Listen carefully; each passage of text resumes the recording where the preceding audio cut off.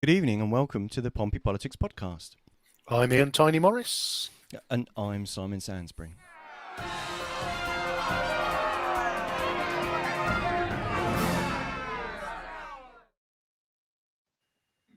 Well, good evening, everyone. And this evening we travel across the water to Hayling Island, and we've got a very own East Coast, West Coast thing going on. We're joined by Hayling's equivalent of Tupac Shakur and Biggie Smalls, but unlike the 90s rappers, neither of these two are dead, which is a great way to host the podcast. And there is warmth and unity. Well, that went well. Hayling Island. So, have you failed to press the button? No, I pressed the button, but for some reason, when it came out of the intro, my screen just froze. So I couldn't hear anything else happening. But we're hearing, by the sound of it, I was the only one that was having problems. I thought Ian was doing really well there. That was a great intro. I was in full flow. He was. I was. There was whole 90s gangster rapper references and everything you could wish for in the opening to a political podcast. So welcome to Mark Coates from Labour and Paul Gray from the Liberal Democrats. Welcome, gentlemen. Oh, yeah. Good evening, both. Yes, so it's Paul's second time on the show, but it's Mark's first time on the show. Mark's been on before. Oh no, yeah, of course, yeah. Sorry, Mark. Massively forgettable. Never mind. That's my memory. That's my memory more than you being unmemorable. Yeah. So I don't know what you've already said, Ian, but we're turning our eyes slightly eastward this evening to look at things on Hayling. Indeed. Yeah. So yes, Hayling forming part of the Borough Council of Havant, and more on the excited Borough versus Unitary Authority stuff later. So, Simon, I think last time we ventured east, it was February 22. We had a nice guest called Mark Coates on the show. I don't know if you remember him. Well, perhaps not. So have you got the overview of Havant there, Simon? It's a simple overview. It's Havant Borough Council. It's only a borough council, so not like a unitary authority that you have in Portsmouth, but nonetheless, it represents about 126,000 citizens. It has wards that elect in thirds. That are some wards have slightly different numbers of people in, but in total there's 38 councillors on the council. We've got someone else trying to join the call. Could they possibly try to actually follow the show on the live stream on the Facebook rather than straight into the show? Because that's what they were going to do, unless someone's decided to get a sneaky guest in. Maybe it's Tupac. No. I think it's do you know someone called Wendy, Mark? Yeah, that'll be my mum. Yeah. Oh, is Wendy here? Oh, yeah. Excellent. I know Wendy. She's lovely. Let her in. Don't let her in. Could you just let her know to follow the Facebook link rather than join the show? This is fantastic. I'm loving this show already. We're off to a great start. So Havant Borough Council, 38 councillors. Paul and Mark were newly elected in this year's elections. There are currently, and we'll come to it in one of the later questions. There are 30 Conservative councillors, 4 Labour councillors, 2 Liberal Democrat councillors, 1 Green councillor, and 1 Independent councillor as of May's local elections. So we are really lucky to be joined by the two sides, east and west of Hayling. We'll get into some questions and ask them what they've got to say. But if you have any comments that you'd like to make, please do pop them in the chat, and please don't forget to like, follow, subscribe us wherever you're finding us. And also, if you don't want to look at our faces, of course we don't say that about Paul and Mark, we're talking about Ian and myself, then you can listen to us just as an audio stream wherever you get your podcasts later in the evening. Ian, should we wrap into the questions? So I think it's safe to say that whilst Havant is still predominantly blue, it was probably the best result for parties other than the Conservatives in May's local elections. It was not a pretty night for the Conservatives in Portsmouth, and if we spin it round, it was a positively splendid night for Labour and the Lib Dems in Havant. So great to have two of you joining us. So just to give our our listeners and viewers a bit of an insight into you as people. Can I ask you first, how did you first get into politics, and kind of what moved you into activism? And can I ask that first to Paul, please? Oh, okay. Well, we're going to start really, really lightly, obviously, now then, by me talking about storm clouds over Europe 10 years ago. But the simple truth is I've been involved in politics on and off throughout my life.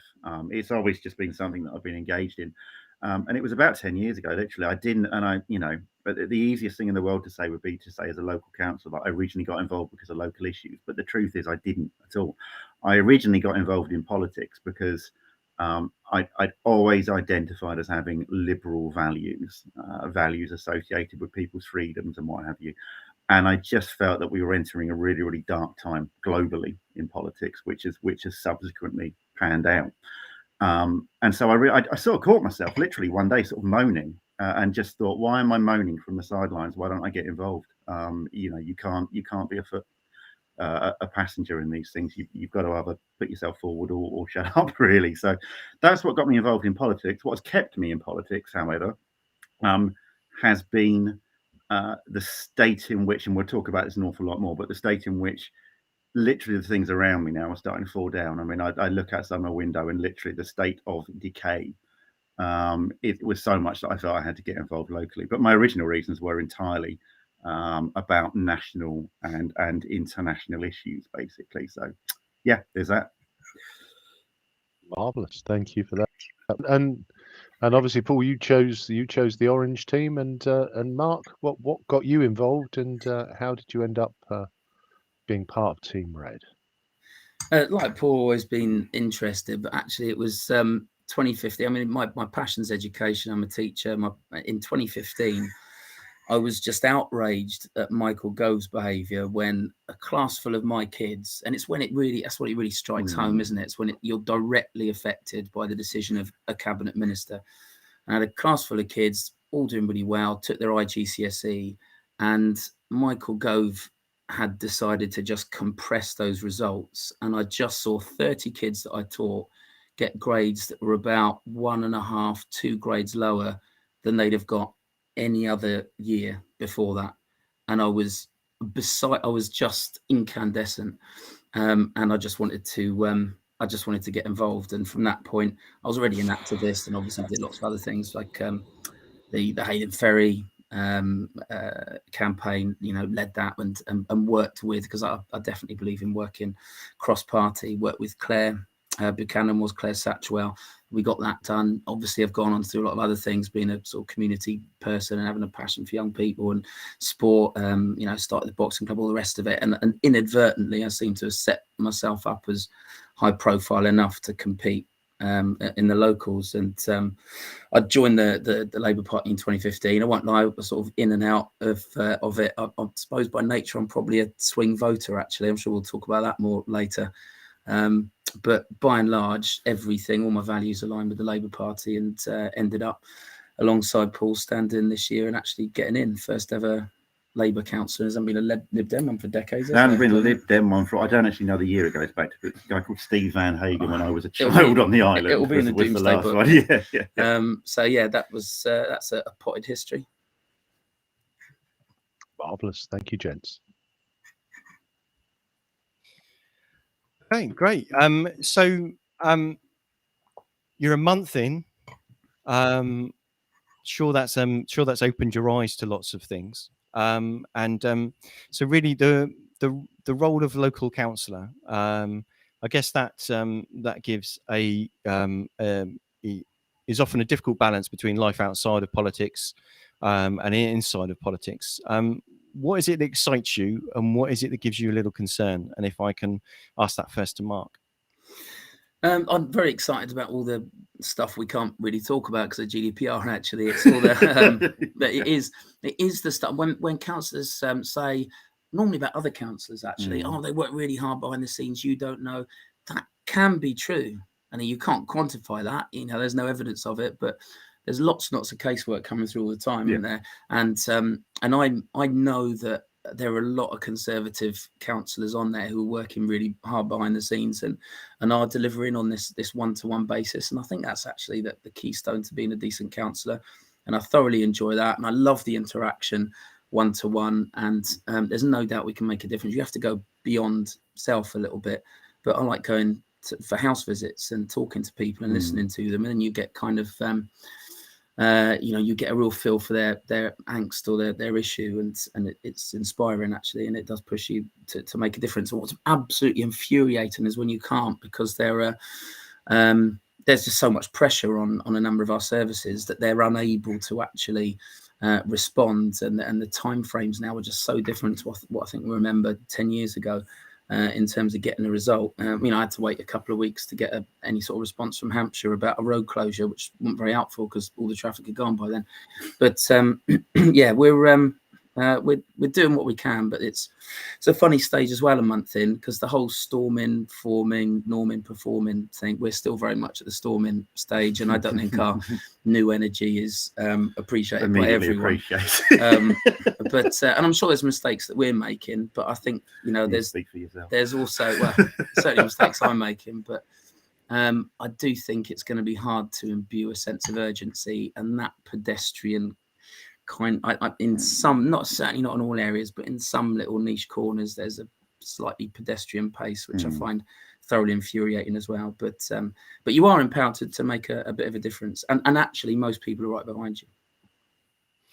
And before I ask Paul to answer the same question, that kind of makes me wonder: do you think that people nowadays with 24/7 information culture, with instant access, with Facebook and email and stuff, do you think that the expectation from residents is that they want an immediate answer? Do you think that's actually made it harder, perhaps? Yeah, I think you're right. I think they're going in different directions. We've got a slightly overstimulated, more immediate sort of culture, and yet we've got an overburdened, delayed, slightly pedestrian culture. I mean, it's really hard. I mean, as an example, just trying to keep up with the pace of change. The last conversation I had with environmental services at HBC, I go, yeah, we're trying to get the right people in, we're trying to keep them, but they were looking at Amazon putting their wages up to £15 an hour and saying, how can we compete? How can we keep people and make sure they've got a sense of belonging, and they feel an affinity to this organisation and a loyalty to it. And I think it's hard. It's hard filling those positions. That's another thing that's changed, as well as that immediacy. I think is. That's largely funding. Yeah, unfortunately. There's been a prolonged cutting of money to local authorities by this Conservative government for 13 years, and it's often actually cited by Conservatives in Havant as being a reason why they can't achieve things, that their own Conservative government haven't given them the money. So obviously that has an impact on what and who you can pay and what quality you can get in. There's certainly a disconnect between people's expectations and what can reasonably be achieved in the new circumstances we find post-COVID. So was there anything else you wanted to add to that, Paul, about the role of the local councillor as you found it, and that balance between life inside and outside politics, or any particular areas that give you concern? Not hugely. I mean, all I will just add is that I think at the moment Mark and I are talking about that balance and sort of literally having enough hours in the day at the moment with full-time jobs and what have you. I think there is a degree to which, because the norm on Hayling is to just sort of almost passively re-elect Conservatives, because the island has made a very active and deliberate decision to elect Mark and I from different parties, it is inevitable that an awful lot of people early doors are going to bring more to us than would otherwise normally be the case for anyone in the status quo, if you like. People are aware have made a decision to make an active change, and they're going to continue to be active with that. So although at the moment, I mean, it's a big workload. Mark and I are getting casework day in, day out, but it is just a reflection of what actually needs to be done. I've not spoken to a resident as yet who has said anything to me that actually wasn't perfectly reasonable and a reasonable expectation for a taxpayer, basically. So yes, there's an awful lot coming to us at the moment, but it is a pleasure to be able to put it right. As Mark said, the only frustration is when you just can't find a solution for someone because of reasons outside of your control. I do think that it was an intelligent decision by the island to make a change, because I think the Conservatives will also feel that pressure as well. They're good people, I like the Conservatives on Hayling. I don't know a lot of the others yet, but I think that we're 6 nice people. But in terms of a sense of urgency and desire to turn things around a bit quicker, I think actually getting to progressive parties in, it's just actually sets a firework off for everyone. I think that hits the nail on the head. I mean, it really is. As Mark says, the 4 Hayling Conservative councillors, as individuals, I don't know them all particularly well, but as individuals, I think I like them all as individuals, as human beings. But that complacency, and it's not even limited to the Conservative Party. If you pick certain areas that have since time immemorial returned vast majority Labour councils in the north of England, you would find the same sort of complacency, the same sort of attitude, which is just a natural result of, as I said during the election campaign, if people don't have opposition in politics is important. It's a hugely important point. Yeah, absolutely. It's a hugely important point of politics, is to have people there to hold those in power to account. And Havant, unfortunately, has been a classic example of where, by becoming a one-party state, again, it's not necessarily that the individuals or anything like that are at fault or that they're bad people, but that lack of transparency, that lack of accountability, it's all there as expected, and then some, basically. Okay, thank you. That segues. Oh, sorry, Ian, I was segueing. I was just about to jump in. So in terms of, I joked at the start about the whole east side, west side thing. So for those of our listeners and viewers who don't know Hayling particularly well, could you give a sort of description about the wards that you represent? What are the key issues that they're facing? I can't believe it's just parking and bins, which are the 2 Portsmouth staples. And I guess the other key thing, having you both on, is are there differences between the 2 wards, or is there some sort of universality? That's not a word. Across Hayling. Can I start with Paul? Yeah. Good question, and good end to the question as well, because I was just thinking, actually, me and Mark almost might as well answer this together, for the simple reason that there isn't really an awful lot of a distinction between Hayling East and Hayling West. There's slight demographic issues that we could bore you with, but essentially, Hayling Island and Hayling Islanders view themselves as islanders. It has its own characteristic as a place, rather than people really even necessarily knowing what ward they're in all the time. Biggest problems facing the island, which came out time and time again during the campaigns, was it's not NIMBYism, and I think it's important to understand this. There is an objection to a lot of development on the island, but there's a real objection to development without the necessary infrastructure, which needs to go with it. The other huge issue on Hayling, and actually over your side of the water in Portsmouth, because we share Langstone Harbour, is sewage. I mean, we have here a holiday resort, effectively, traditionally. There are a lot of local businesses here which depend on summer trade to survive. It is not economically sustainable for the wider Hayling economy to keep on having bad headlines about sewage being pumped into our seas. And yet equally, we're not going to lie about that. It needs to be resolved, obviously. So that the huge issue for the island is that people feel left behind. They feel literally dumped on.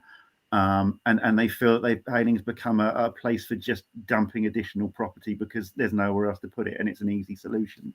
And so again, islanders have just felt neglected for far too long. And the biggest single thing throughout the election campaign, above any particular issue, was that sense of neglect overall. I don't know what you want to add to that, Mark. No, it does feel like an island in decline, not noticeably day by day, but over the years. And actually, there is still, it still doesn't feel like it's getting the attention it deserves. I mean, Hayling's a shop window of Havant. It's just across the water from you. It's got everything required in terms of natural resources to pull a much bigger footfall and wheel roll in. And over Paul's side, of course, is the ferry, which is a real gem for us. It's hugely important in terms of our identity and a feature. There aren't enormous numbers of features on Hayling, and we got to protect them because it's it's a little island, only about 20,000 people on there. You mentioned before, only about 160,000, I think, in terms of the density of the population of Havant, and we only get 15 million. We were talking off air before, 15 million to Havant Borough Council compared to 160 on Portsmouth. So of course it's going to be really difficult, and there's a real challenge there to actually get value for money and the best level of service we can. But again, I'm perfectly happy being an NIMBY. That's fine, because I don't mind if that doesn't sound progressive, but because I am an islander, and we do want to, we need better maintenance. We need some small changes, but actually we don't want large scale developments because there just isn't the infrastructure. I mean, there were delays of like 2 3/4 hours the other day because there was a tragic road accident on these at the A02. A2043. Yeah, the Havant Road. If you're an islander, you're obviously not going to know it as the A whatever it is. But yeah, there was, and I think that was demonstrative of just how vulnerable we are in terms of arterial roads and routes on and off the island. That's one of the reasons we need the ferry. So yeah, that's infrastructure is one thing, sewage is the other, and we need those. We need some signage, really, don't we, across the whole of the seafront? But I do have to say, and I'm not going to start laying into any Conservatives because they're not here to defend themselves. But I think Elizabeth Lloyd was one. I'm sure she won't mind me mentioning her by name, who seems quite passionate about stopping all of the sewage and is happy to work with activists. And I'm sure will welcome support from other parties as well as her own when it comes to stopping that. I think it is one thing that everyone will get together and work on, because it's so important to residents, and I think largely they are good people across the council. But fingers crossed, who want to do that. I think the ferry's classic case in point. I mentioned Langston Harbour before, and it's about joining those dots, because you have to realise that sewage, which may not immediately seem like a threat to the ferry, well, actually the ferry does depend on there being footfall between Portsmouth and Hayling. It does depend on people wanting to have reasons to actually come backwards and forwards. Again, it's a holiday resort. It's a seaside destination. That ferry needs a clean harbour in order for it to have the customers it needs in order to maintain it. And then there's a whole harbour infrastructure there as well, which, again, it's a really exciting place to live, Hayling, when you think about its potentials. But the same thing with that is the frustration when you realise the problems which are already in place just through bad management, effectively over a sustained period of years, effectively, and just allowing too much power in the wrong places. That's brilliant, gents. And Paul, you touched on it in your answer. Hayling historically, if you look back through history, it was kind of a destination location for the summer where the good people of London would come down.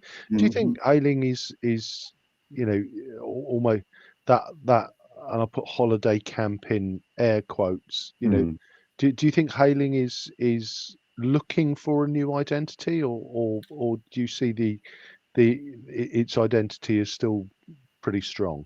I still see its identity as pretty strong. I mean, it certainly it has evolved, and it is evolving. But I think that evolution involves it still very much being a destination place. It's not a 1950s bucket and spade necessarily hidey-high, because that's not what the market demands in 2024. But Mark and myself this morning were down at the beach meeting a resident who's concerned about the way the West Beach has been allowed to fall into the sea. It's the optics, isn't it? Like a landscape. Exactly. But actually, when you start looking around, there's something potentially there which is very ecologically friendly, which taps into the idea of Hayling as, we've never shouted. There's not so much as a sign when you come over Hayling Bridge to announce that this is where windsurfing was invented. We're not tapping into things like that enough on the island, and that's what I say about how exciting the place is when you actually start looking and unlocking its potential. But again, it's an uphill struggle, but there are huge opportunities on Hayling if we're able to move them forward. I don't know if there's anything you want to add. Well, it has. I mean, we've talked. I mean, I felt almost guilty there for a second, because we have talked about neglect, and we're passionate about making sure that it gets the attention, the care, and the maintenance that it deserves, and a few more features and a little bit more vision and ambition. Nothing terribly radical, but just little changes that hopefully some new energy, some new eyes can bring. And I'm hopeful that people will listen to us and work with us, and we need to make sure we bring them with us. But I do think that it still has retained its identity, and the community know that, and it is still a beautiful place, and we want people to come come down and enjoy themselves. We want them to come and have fish and chips on the beach. And we want them to get, you know, to be throwing chips into the air for the seagulls to catch, and to be skimming Maybe stones. not that bit. And, Seagulls are a problem. and to be skimming stones down by the shore, and just to enjoy the natural beauty that's there, and the ambience, and this, you know, slightly kiss me quick seaside town that's got something else as well. And we want people to come down, just stand by for the traffic and the infrastructure going on and off. And I would, sorry, if I could just add, again, on that point, we want people to come. And actually, one of the things that I know Mark is as keen to do as I am is there are actually some really, really good members of staff at Havant Borough Council who actually are kind of unsung heroes very often. There's an awful lot of really, really good technical knowledge. And again, one of those barriers, or one of those problems that's emerged from this sort of one-party state in Havant is that it's become too easy not to communicate enough with residents. And actually, there's some real expertise there that if I can get that expertise and get it talking directly to the residents, the solution that comes out of that will be something which has engineering validity for the long term of Hayling Island, which obviously is hugely important as an island, but will be something that the residents actually buy into. And I think actually one of the problems at Havant Borough Council at the moment is that there's more talent there, and actually that's not being sung about enough. I know I'm often critical of PR stunts. There are too many of those and not enough actual substance from people who are skilled professionals and actually can do an extremely good job for the island. Yes, I don't know what the triangulation and communication is like in Portsmouth. Are people fairly happy with that? Well, to be honest, that's a whole other show. It depends on who you ask. Yeah, some people are quote unquote sick of the council telling them about things, and some people will constantly say that they're unhappy that they never heard about a thing that's been included in Flagship, the magazine that's put through every door in the city, or it's been put, you know, on Facebook. It's been put through all the kind of notices around the city. So it's, I don't know. I think it's almost an impossible job for any council to communicate with all of its residents. But you there should at least be kind of an effort to try to get the message out with everyone. So I think you're trying to get to everyone for whatever means works for them. Talking of communicating with whatever means works for them, we did actually, just on that subject, to answer that question, we had a comment from Chris in the chat saying large housing developments, sewage, and the state and cost of our very expensive beach car parks. And I know that we had we've got another comment from Mike Owens from Hayling Sewage Watch about the concern. You kind of mentioned it there about the sewage signs. So have you got anything to expand to comment quickly on either of those two points? Yeah, well, we're both happy to talk about that, and that's where I do think the cross-party cooperation is going to really shine through. And I think that I'm certain that there's going to be something happen in the full council 21st of June. Don't quite know what it is at the moment. I know the leader of my party, Phil Monday's working on something. I know that Elizabeth Lloyd's working on something. They are triangulating internally and working with Mike and other activists. The Lib Dem group leader is seconding the motion. Fantastic. There we go. And the Lib Dem leader's seconding the motion. It's right the way across, and you know the Greens will be right behind it as well. Yeah, absolutely. Grainne's lovely. Absolutely. So I'm positive on that. We'll see what the 21st of June brings, but I'm very pleased we've got such good activists actually who are really pressing hard, and we need to make sure they cut through, and we're right behind them. But certainly I'm without a doubt we need something on the beach to warn people. That's the level we're at. It's not quite deadly yet, but people are getting unwell. There's plenty of evidence out there that there are bathers on and around Hayling, and tourists that come down that are unwell after they've been bathing. Yeah, and of course there are plenty of smaller scale things that we can do. Kind of the big ticket items obviously will get the headlines and what have you, but there are plenty of smaller scale things that can be done, which obviously don't need a policy motion. They don't need to actually be voted on. If it's an agreement and there's sense in it, and it just goes via officers within the council, then there are all sorts of small changes that you can make to it to actually improve the situation for people with minimal fuss. Okay, great, thanks. Sorry, Ian, I know that one's gone into, but it's certainly worth definitely. It's worth expanding on. So on our next question, so Havant Borough Council is it's not necessarily been a happy hunting ground for non-conservatives of late. You kind of alluded to it earlier on. You both stood before without success. What do you think's different this year? What's changed the scene? I mean, if I can ask that first to Mark. Well, I'm going to say that this is indicative on a microcosmic scale of what is actually going to happen nationally. For me, I think that there was a lot of talk during Brexit about the soft swing vote being, not quite a third of that dial, and I think that it's expanded, and I think you've now got just a very hardcore sort of 10% at either edge of that wheel that are going to stick to partisan reasons for voting. And I think people are going to start looking to be more informed. They're going to be looking at people and rather than just parties, and I think we're going to see a more informed vote and a much bigger swing vote everywhere. And I think that Hayling was sending a message. It is actually a conservative small C island, without a shadow of a doubt. People don't want big change. They really value their environment. Is there a bit of NIMBYism? Probably. I'm part of that culture. I'm an islander 3 generations. And actually the challenge, I think, from Islanders was not a good enough performance. There's lots of over promising and under delivering, lots of ideas for local plans that keep falling through, lots of waste and putting us on pause. Deliver or you're out, and they've put their money where their mouth is, and they're kind of saying come back and get it and perform. And I think that is why there's pressure on all of us, particularly actually Conservatives, the privilege of the opposition, isn't it, being able to be critical and sit back and say God, do something. And I'm certain that they'll come through. Everyone will come through. I think there will be some improvements this year, and it's a tight year, as we were saying, because we've only got 12 months. Because then there's all the boundary changes next year. Yeah. So pressure on everyone to deliver in the next 12 months. Oh, politics that pushes the boundaries, eh? Yeah. Anything to add on that one, Paul? Yeah. I mean, what was different this year? A combination of factors, but absolutely the national swing. I mean, there's no point in pretending otherwise that. There was not a reflection of the fact that the Conservatives are, lifelong Conservatives were saying to me on Hayling, I've voted for Conservative all my life, but get this lot out. And they weren't being specific necessarily about Havant Borough Council. They were talking about the Conservatives, full stop. So there was obviously some of that.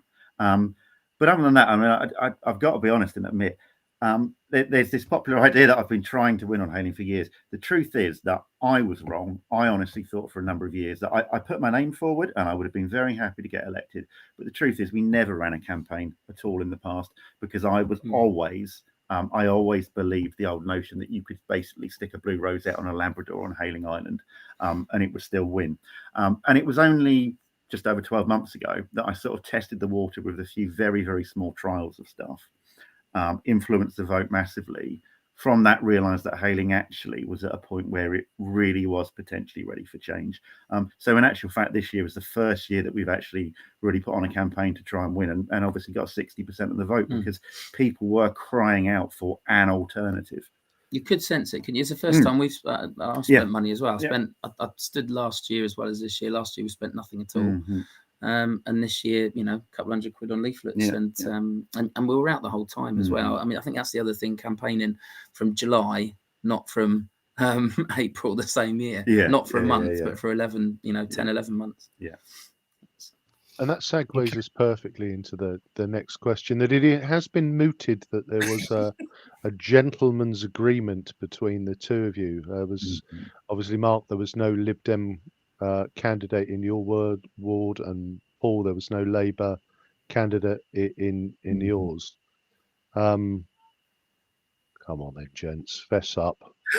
What went on?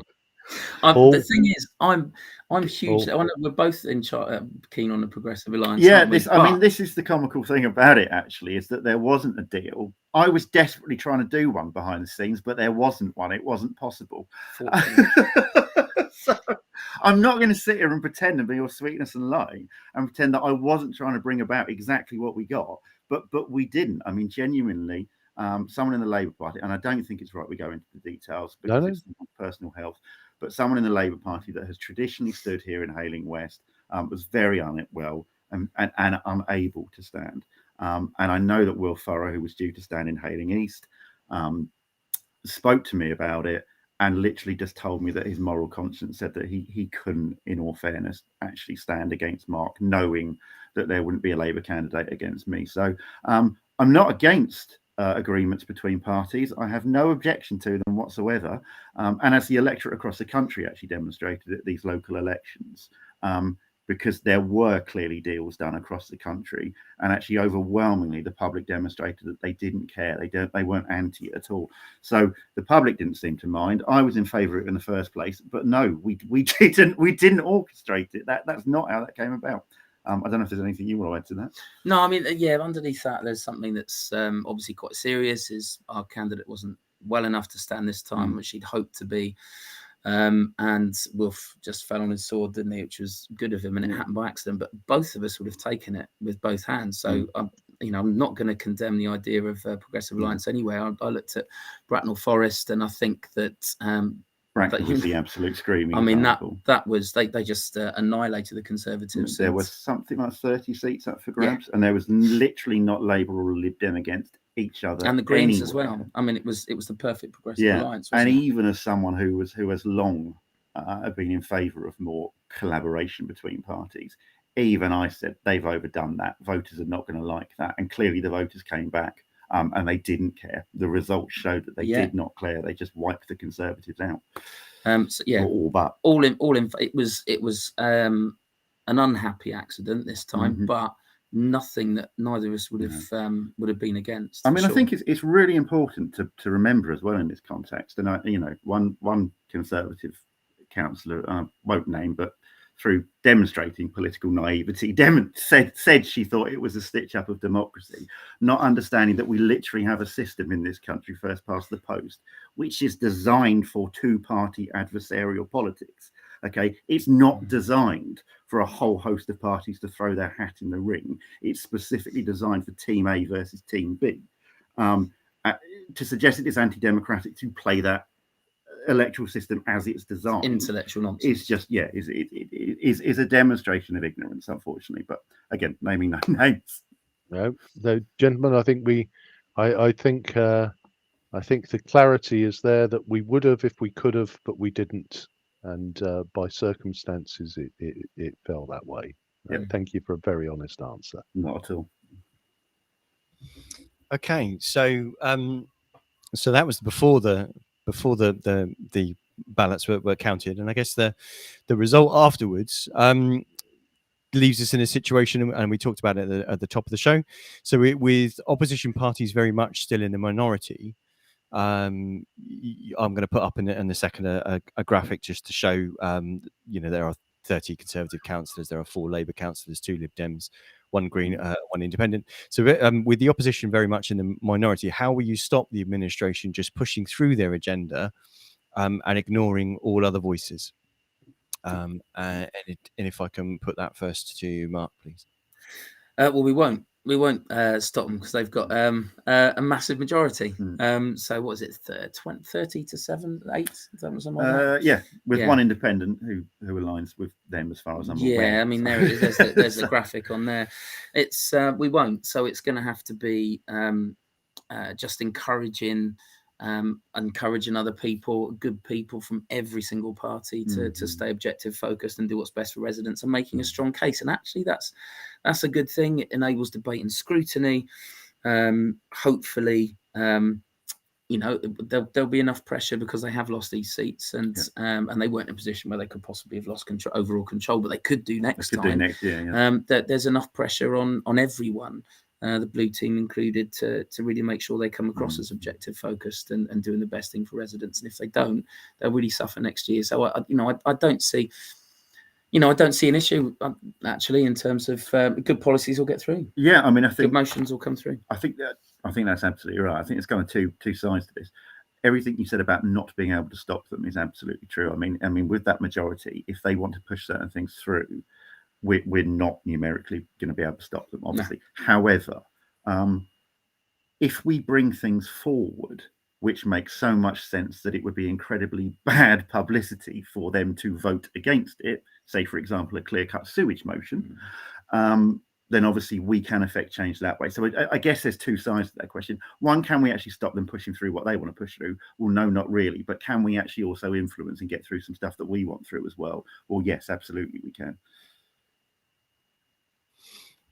Okay, so that's an interesting thing. So you're hoping the argument itself would win out in that respect, rather than it just be an ideological of it's our idea, it's someone else's idea, so we won't support it kind of thing. It's very, very difficult to vote against something which is clear cut in needing to be obvious, and I would apply that exactly the same. In I will not vote against a Conservative motion just for the sheer hell of it, because it's a Conservative motion. If I think it's good for Hayling Island, then I will back it, and I would absolutely expect the same from anyone elected to serve the public. And they're on the back foot, and there's there's definitely a need for them to show that they're putting residents first. Indeed. Oh, sorry. I was just going to mention, sorry, quickly, in that council leader Alex Rennie and Phil Monday actually joined us back in February last year on a show about Havant. So I've put some links in the chat if anybody ever wanted to go and watch or listen to that after this show. Perfect. So just staying on that topic, you're obviously 4 weeks in, the fresh-faced new kids on the block. What is the mood music sounding like in terms of collaboration and willingness to work with you? Do you want to ask again in about 48 hours, Ian? Maybe. Are we are you on a voyage of discovery? No. I mean, I don't literally mean 48 hours, but yeah, I mean it's. I don't know is the honest answer at the moment. I think it's potentially quite good, but there's clearly some adapting to be done on their part as well, which I don't know if they've really recognised that at the moment. But the feeling I get at the moment is that there's very much a sense that we should be adapting to fit in with the status quo, and obviously, literally 60 and 62% of Islanders, respectively, just voted very definitively to smash up the status quo. They're literally saying to us, change this, some change, any change, basically. We are sick of this, whatever this is at the moment, basically. So, of course, there's adapting to be done. Of course, it will have unnerved people slightly that are used to being in a one-party state, and now there is suddenly, it may well be that some of these people got involved at a point in time where, they very happily viewed themselves and told themselves almost that they are local, not political, which again is intellectually just nonsensical. It implies that there's no such thing as a local politician or local politics. Well, obviously there is, but the idea that we're not all part of the one party, of course, will be unsettling for some people, and they've got some adapting to do to that. But again, as individuals, I don't think they're incapable of doing that, and I think genuinely all of the 6 Hayling councillors do genuinely care about Hayling Island. I think regardless of what is delivered, regardless of what anyone's capabilities are or aren't, I think genuinely all 6 people's hearts are in the right place. And that's going to stop us all falling out catastrophically, I think. But there is definitely, I think Paul's right, there's definitely some adjusting to be done without a shadow of a doubt. We've both got a mandate from people to try and affect change and a bit of a sense of urgency. And I do think that whereas before with such a significant majority, there was just this sort of Russian doll of collaboration where everyone fell on each other in order to protect the status quo and defend the reputation of HBC in themselves. And that's kind of they've realised that there are now holes in that armour. They've realised that we are going to show far greater level of transparency. We're happy to be critical with evidence in a fair way, and they don't like. Well, it's been unsettling, hasn't it? It's been unsettling. There's more accountability, there's more transparency, there's more scrutiny, as we promised, and that's got people scattering a little bit. I don't think anyone's again going to say let's try and present this as positively as we possibly can, are they, to us? No, they no longer have 2 people who are happy to be the marketing arm of HBC, but at the same time, for example, again, I'll only mention people who aren't here in a positive context. I had the leader of the council, Alex Rennie, come down. He was really affable, amenable, walked around, agreed on lots of stuff. I obviously from a distance, I probably hadn't been as kind to him online or with that sort of cyclical distance. I was quite impressed by him actually when he came along. You know, I enjoyed meeting him, enjoyed my time with him, and I put some positive stuff as a result all over my social media. And I said, I think, you know, he's going to do the right things by Hayling. He's going to commit. He's going to help us make positive changes in a democratic way. And I'm hoping that that's a little springboard, and there'll be lots of springboards along the way. And I think just picking up on that point, actually, someone else that I will mention just now briefly is, because I touched on that point and mentioned that there are some really good officers, really good staff at Havant Borough Council. The actual senior leadership team, i.e. the paid staff, not the politicians, not me, Mark, not Alex Rennie, not any of us. The actual paid staff, the senior management team are, not all, but the majority are pretty new, as in only the last 3-4 months. And early days, but thus far, I think it's fair to say, I don't want to speak on behalf of both of us, but I'm certainly impressed, and I know you have been as well. There are some individuals there who genuinely seem to want to achieve in the Havant Borough, and who genuinely value and see Hayling Island as a real, something that as a council officer is almost a privilege to work with and to benefit, basically. So there are a lot of positives in there. There really are a lot of positives, and there are a lot of potential possibilities for change. It is just getting, more than anything, that sort of culture, that sharpness, that slickness, that awareness. I mean, basically everything that comes with scrutiny from opposition, effectively, that's just been so clearly missing for so long. There's some friction, but I think we can both adjust to each other, and it can be a positive thing. Brilliant. So on that point, you know, Havant is very different to Portsmouth in that it's a borough council with a number of decisions being taken by Hampshire County Council. So apart from the fact that poor Havant borough councillors get paid only half what Portsmouth councillors do, what do you both hope to influence most? And it's not as much as half. I don't think it's even as much as half, is it? I know. Well, it depends on your position, but I think the basic is half. I'm afraid. Is Paul. it? But I think it's somewhere in 11 grand. Yeah, Portsmouth. Yeah, you're both exceptional value. So, what is it that you hope to influence most, Paul? What might influence most? I think. I mean, there are so many ways to answer this question. I am tempted to just kind of go with the generic. It is about cultural change, impact, blah blah blah blah blah. But you've heard all of that. So if I'm going to pick out issues, if there's one thing, in actual fact, over the next 11 months now until the next local elections, I would have to say it's going to be sewage, for the simple reason that it's an island, as you've heard all this before. It's an island surrounded by water. It's a tourist destination. And the local economy is potentially in serious long-term damage if we cannot get this sorted and get it sorted quickly. I mean, we're in the summer season now.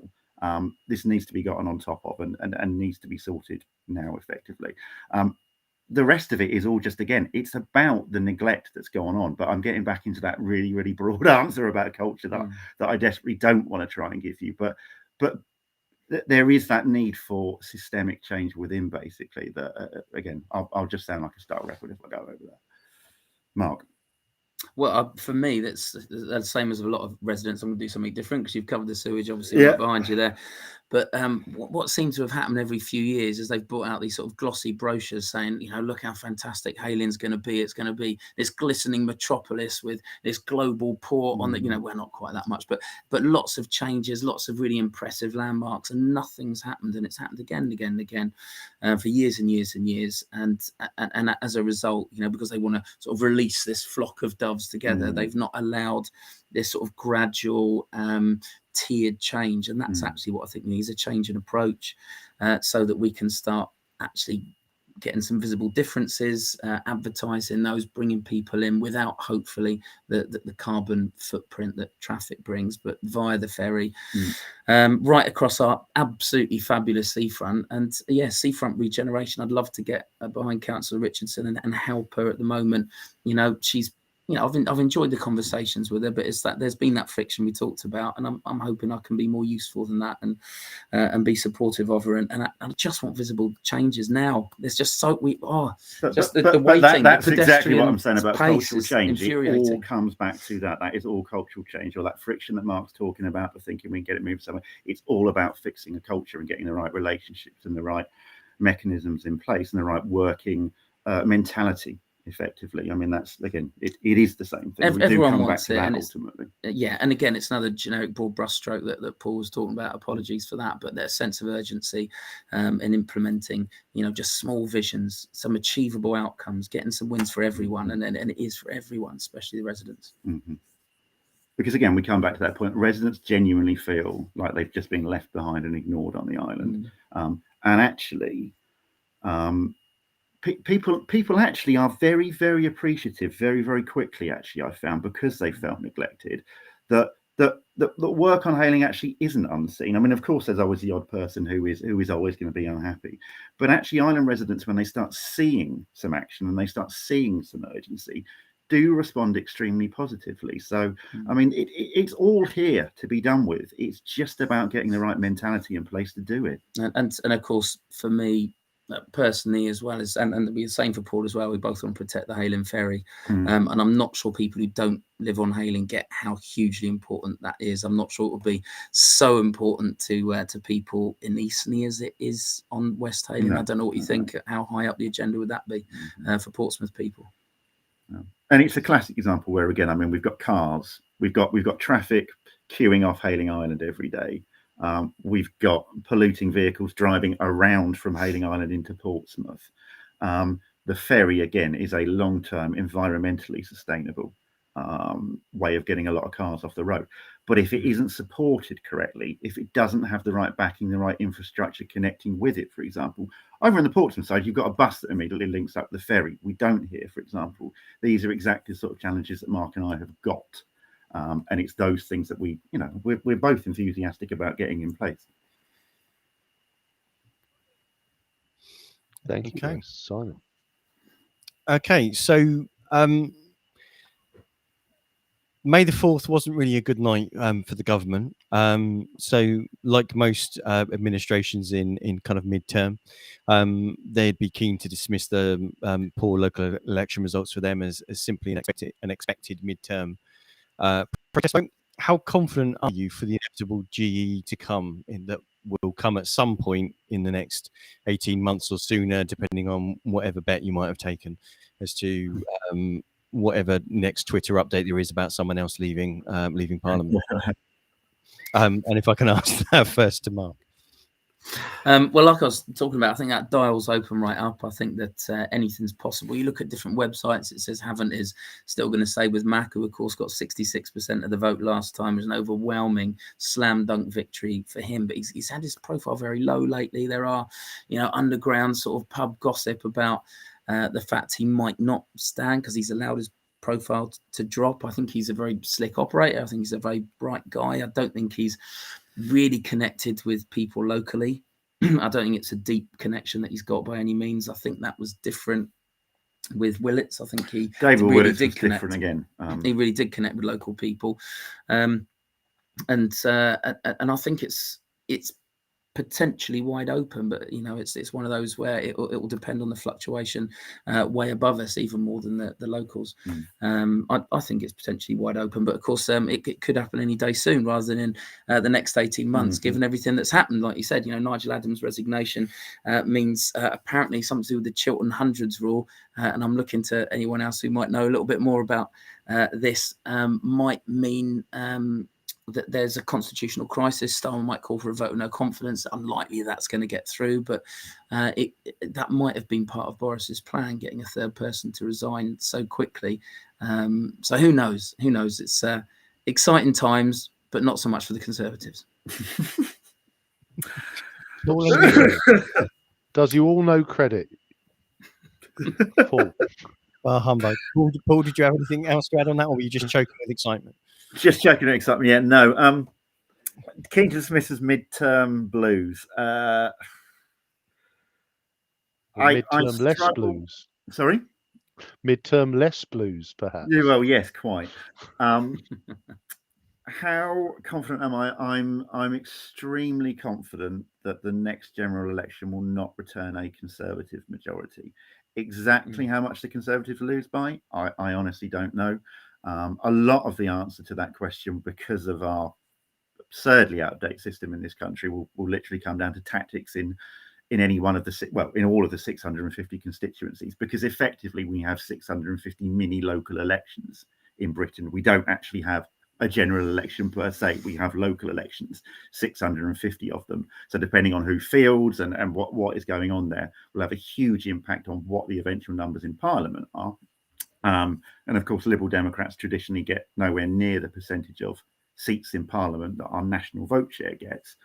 But I struggle to believe, having heard the sentiment from lifelong Conservative voters over these local elections, and as I said to you before, having heard that their anti-Conservative sentiment was an extremely broad brushstroke against the Conservative Party as a whole, I struggle to believe that there will be a Conservative government in 18 months' time, let's say. Whether or not that means that a place which is so Conservative as Havant has to vote 66% Conservative last time, whether that will cease to be a Conservative seat is a different matter. But then I guess, again, that comes back to there are 650 local elections, and it all depends on what actually gets put on the table in Havant. Perfect, gentlemen. So to wrap up our questions, it's our magic wand moment. So if you could change one law, either national or local, what would you shoot for? And I've got a sneaking suspicion I might know your answer, Paul. No, you don't actually. There are so many to go for, Ian. It's very, very difficult. But I'm not going to plumb for the one that you think I'm going for. I'm going to go for one that's a consequence of that, and I'm going to say the deregulation of our waterways, which wasn't possible as a member of the European Union, is only possible because the government changed law in Britain subsequent to Brexit, so that our standards are now such that Southern Water are allowed with almost impunity to pump this stuff into our harbour. And yes, it is. I know people don't want to hear it, but yes, that's happening because of Brexit. That wouldn't have been allowed under European standards, and it is allowed now. So no, I'm not going to say the thing you thought, which was just reverse Brexit, Ian. I thought you were going for PR, Paul. If I'm honest. Oh, okay, right. I apologise. No. But no, I would reverse something that is a direct result of it, because literally people are swimming in human excrement as a consequence of it right now. Thank you, Paul. Mark. See, I've got so many written down. One of them is PR. Another one's Single Market Customs Union, replacing the House of Law, just future proofing. Against what's been happening. Liberal policies for the last century, Mark. Well, yeah, basically.